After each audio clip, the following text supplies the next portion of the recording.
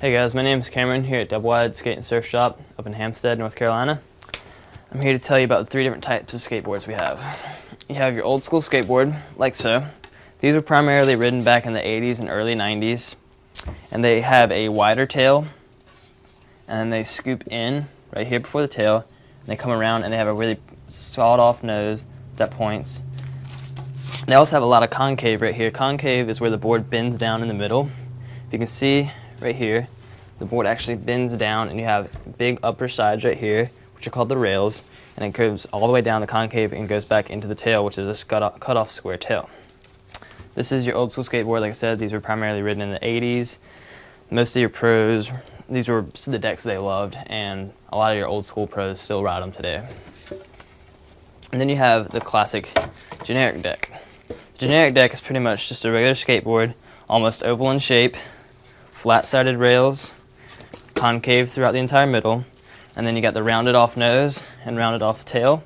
These are what's ridden today. They started making these back in the early 90s, this generic shape. If you can also tell, it's got concave in the tail there and there.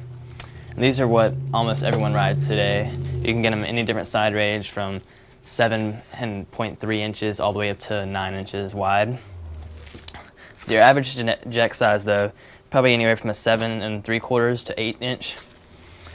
And let's see, most people just keep these simple decks, nothing too extreme about them. It's just what everybody has come to recognize as a real skateboard today. And then you have your modern day cruisers. This is called a Zip Zinger. This is a cruiser deck. They just started making these. They're not really decks for doing tricks on or anything like that. Basically, if you just want a deck to cruise around, have fun on, it's a really fun deck to ride.